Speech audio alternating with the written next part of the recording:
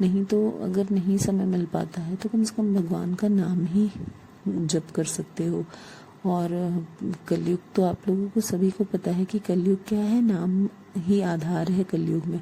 अगर किसी तरह की पूजा आप नहीं करते, कोई मंत्र जाप नहीं करते, कुछ भी नहीं करते, लेकिन सिर्फ आप नाम जाप करते हैं तो कलयुग में आप पार हो जाओगे। नाम, कलयुग सिर्फ नाम के आधार पर है। अगर हम नाम का ही जाप करते हैं भगवान के तो कलयुग में वो बहुत बड़ी चीज़ है। जैसे अगर और युगों में था कितनी तपस्याएं करनी होती थी, लेकिन आज का जो हमारा कलयुग है, कलयुग में भगवान ने ये वरदान दिया था कलयुग को कि कलयुग नाम का ही आधार है। कलयुग में जो नाम जाप करेगा उसके कोई भी काम नहीं रुकेंगे और आप धीरे धीरे भवसागर से पार हो जाएंगे। तो हम क्या कर सकते हैं, हम अगर हमें मंत्र याद है तो हम मंत्र का जाप कर सकते हैं, नहीं मंत्र याद है तो किसी भी भगवान के नाम का जाप भी कर सकते हैं। आप रास्ते में हो, कहीं भी हो, मन में जाप करते रहो। और सबसे बड़ी बात यह है कि हमें अपने कर्मों को सही रखना चाहिए, क्योंकि अगर हमारे कर्म अच्छे हैं तो सब कुछ अच्छा ही होगा। और हमें अपने पूजा पाठ तो अपनी जगह है, ऐसा नहीं है कि करना नहीं चाहिए, ज़रूर करना चाहिए। अगर आपके पास समय है तो बिल्कुल भगवान के लिए समय निकालना चाहिए, सभी को चाहिए।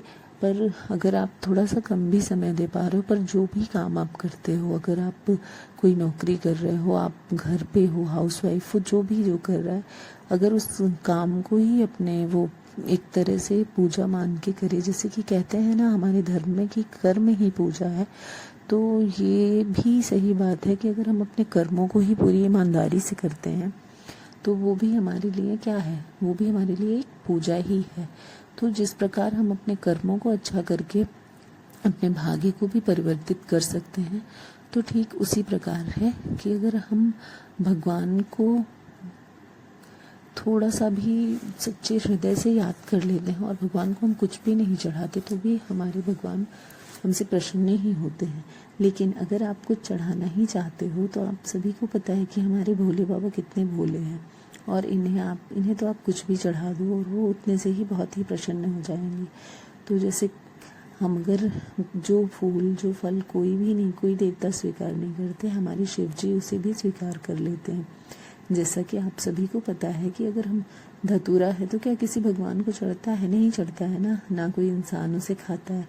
लेकिन हमारी शिव जी क्या है, हमारे शिव जी वो हर चीज़ ग्रहण कर लेते हैं जो कि कहीं भी कोई नहीं खाता। जैसे भांग है, धतूरा है, मंदार है, ये सारी चीज़ें जो विषैले होते हैं, जिन्हें कोई भी पसंद नहीं करता, नहीं खाता, पर हमारे भोले बाबा इतने भोले हैं कि उन्हें वो भी अगर हम दे देते हैं प्रेम से तो वो बहुत ही प्रसन्नता से उसे स्वीकार कर लेते हैं। ठीक उसी प्रकार अगर हम एक दूसरे को, जैसे कि हम भगवान को मानते हैं ना, तो अगर हम मनुष्य हैं तो हर एक मनुष्य के अंदर भगवान होते ही होते हैं। तो हम चाहें तो हम अगर एक दूसरे को ही अच्छे से रखें, अच्छे से व्यवहार करें तो भगवान उससे भी खुश होते हैं। और रही बात आपके प्रारब्ध की, तो प्रारब्ध को तो कोई नहीं बदल सकता, पर हाँ हम अपने कर्मों से अपनी आगे की जीवन को परिवर्तित जरूर कर सकते हैं। जो लिख गया है वो तो होना ही होना है, उसकी तो कोई बात नहीं है, पर हमें उस कठिनता को या फिर उस कठिनाई को सहने की क्षमता मिल जाती है जब हम भगवान के करीब होते हैं। जो होना है वो तो होकर ही रहेगा, उसे तो हम परिवर्तित नहीं कर सकते, लेकिन उन चीज़ों को के लिए हमें बहुत सा संघर्ष नहीं करना होता। संघर्ष का मतलब ये है कि ऐसा नहीं है कि जीवन में तो संघर्ष सभी के है, पर हमारे लिए ये है कि अगर हम भगवान से जुड़े होते हैं तो हमारी चीज़ों को सहने की क्षमता और लोगों की तुलना में अधिक हो जाती है।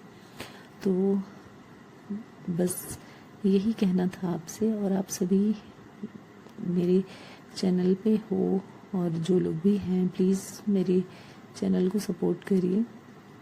और देखिए ये जो मंदिर है जिसके मैं आपको दर्शन करा रही हूँ, इस मंदिर का ही एक फर्स्ट पार्ट का मैंने वीडियो डाला था कलश यात्रा का।